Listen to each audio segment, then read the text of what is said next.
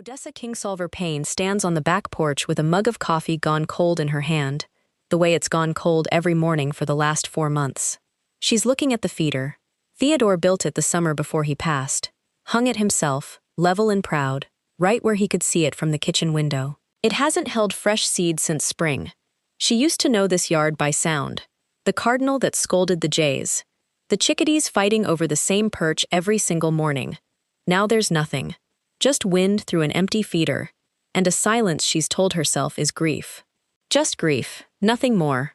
Yard's been quiet a long time, Odessa, a voice says over the fence.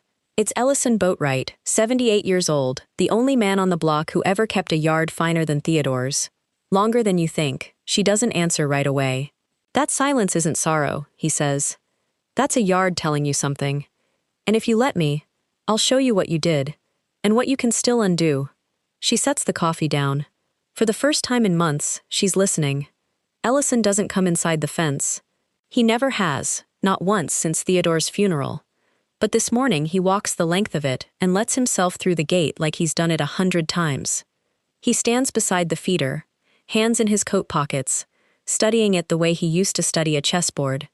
30 feet of open grass on every side, he says. Nearest covers that hedge by the alley. Birdland's here. First thing it does before it even thinks about eating is look for somewhere to run. There's nowhere. Theodore hung it there himself, Odessa says. Leveled it twice. Wouldn't move it an inch. I know it. Ellison's voice softens, but he doesn't stop. That's why you won't move it either. She doesn't answer. She doesn't have to.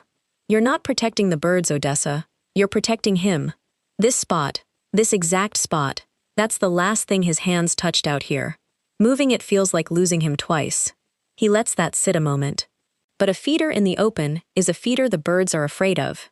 It doesn't matter how much he loved this spot, they don't.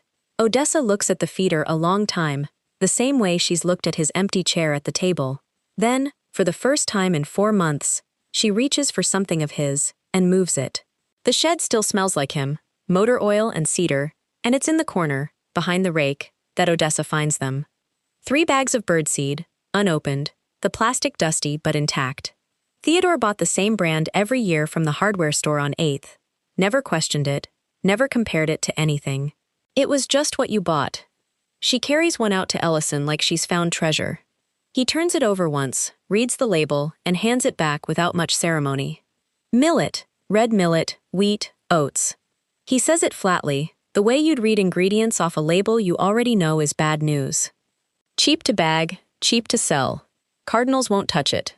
Chickadees'll pick through and toss the rest on the ground for the mice. He bought this every year, Odessa says, and it comes out smaller than she means it to. I know he did. Man loved birds. Didn't mean he knew what fed them. Ellison isn't unkind about it, just certain. Black oil sunflower, that's what you want. Safflower after that, if you want the cardinals without the starlings crowding them out. Odessa looks at the 3 bags in her hands. All that loyalty, all that habit, none of it ever reaching a single bird.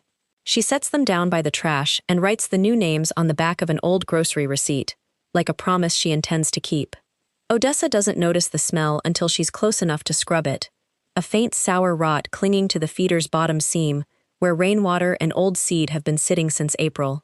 Green-black clumps cling to the wood grain. She almost steps back from it, the way you'd flinch from spoiled milk. That's not just ugly, Ellison says, watching from a safe distance.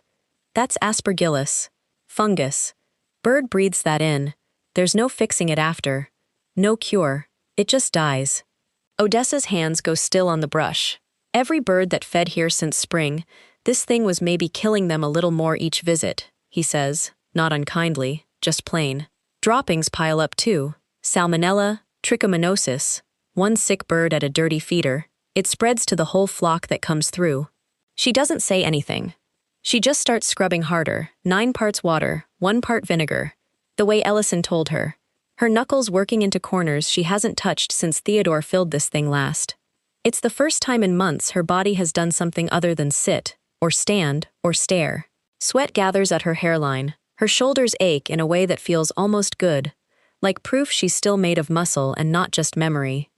By the time she rinses it clean, her arms are shaking, and for the first time in a long while, it isn't from grief. It's the tomcat she notices first, a lean gray thing that belongs to no one in particular, crouched low in the ivy along the fence line, tail flicking with a patience that unsettles her more than any growl could. She's seen him twice this week, always in the same spot, always still as a held breath. Even if he never catches one, Ellison says. The birds already know he's here. They talk to each other. Alarm calls, avoidance. Word gets around a yard fast. Then there's the dog.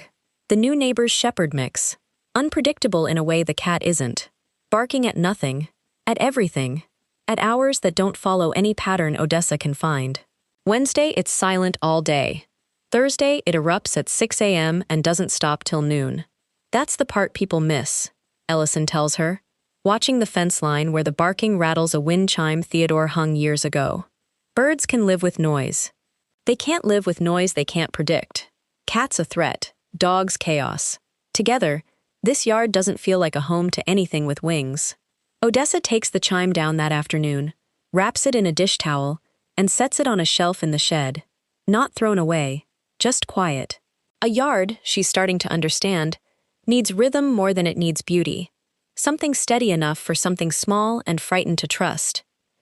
The bird bath sits where it always has, half shaded by the oak, its water gone still and greenish, a film of pollen skinned over the top like something forgotten in the back of a fridge.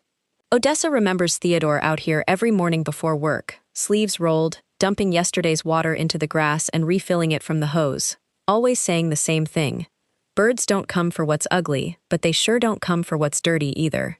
She used to watch him from the kitchen window, coffee in hand, thinking it was just a habit, not a discipline. She hasn't touched the bath since he passed. Somehow letting it sit felt like leaving a piece of the yard exactly as he left it. But Ellison isn't here today. Just her, the hose, and a small plastic dripper she bought without telling anyone, embarrassed by how much it cost for something so simple. She empties the stagnant water herself, scrubs the basin the way she watched him do it 100 times, and sets the dripper at the rim, adjusting the flow until it makes a soft, steady tick against the surface. It isn't much, just a sound.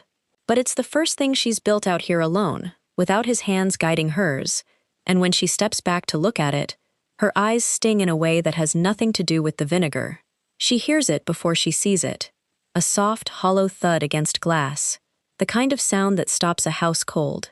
By the time she gets to the kitchen window, there's nothing but a smear of dust on the pane and, below it, a small shape in the grass, not moving. It's the cardinal, the one with the crest that always tilts before he cracks a seed, the one Theodore used to call the colonel, like they were old army buddies. Odessa is on her knees in the dirt before she decides to be, cupping him in both hands, feeling the frantic stutter of his heart against her palms. He's stunned, not gone, Ellison says gently, crouching beside her. Give him a minute, dark and quiet. She doesn't move. She just holds him, this small, warm weight, and something in her finally gives way. I kept this yard like a museum, she says, voice cracking open. Thought if I didn't touch anything, he'd still be here. But Theodore's not in the feeder, or the chair, or the chime. He was in this. In the noise, the mess, the birds coming back every morning. Her tears fall onto feathers that aren't even hers to grieve. I didn't lose him twice by moving the feeder. I've been losing him every day I kept this yard silent. The colonel blinks, shifts, and in her hands, begins to stir. The Bradford pear stands where Theodore planted it 15 years ago, still blooming white every spring, still the first thing visitors comment on. He'd been so proud of it, the way it framed the porch, the way nothing else on the block looked quite like it. Odessa runs her hand along its trunk now, feeling suddenly protective of a tree she's beginning to understand never fed a single bird. It's not a bad tree, Ellison says, careful with her. It's just an empty one. No caterpillars, no insects, nothing a bird needs to raise young on. Man planted it because it was beautiful. Didn't know beautiful and useful don't always live in the same tree. She's quiet a long moment, protective of something already gone, unwilling to cut down the last thing his hands put in the ground. You don't have to tear it out, Ellison tells her, reading her face. Just add to it. One native shrub won't take away from what he built, just gives the birds a reason to stay in what he built. So they plant it together at the tree's edge, a small serviceberry, roots still bound in burlap, Odessa's hands in the same soil Theodore once turned, not replacing him, just continuing him. When she stands and brushes the dirt from her knees, she looks at the pair and the shrub together and thinks, for the first time, that maybe love doesn't have to stay exactly as it was to still be love. Odessa is halfway through raking the far corner of the yard when Ellison stops her with a hand raised, not urgent, just certain. Leave that be. She looks down at the pile of half-swept leaves, at the dead branch overhead she'd already marked for the trimmer. It looks neglected, she says, and she means it as an apology, the way she's apologized for every corner of this yard since Theodore died. Looks that way to us, Ellison says. Not to them. Those leaves are a whole pantry.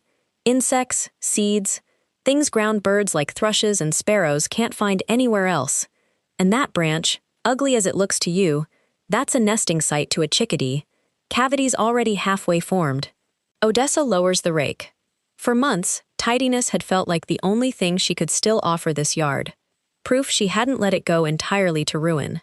But standing here now, leaves unswept, branch uncut, she feels something looser settle in her chest. Some permission she didn't know she needed. She leaves the corner as it is, doesn't touch the branch. Walks back toward the porch past the mess she used to be ashamed of, and for the first time all season, it doesn't feel like neglect at all.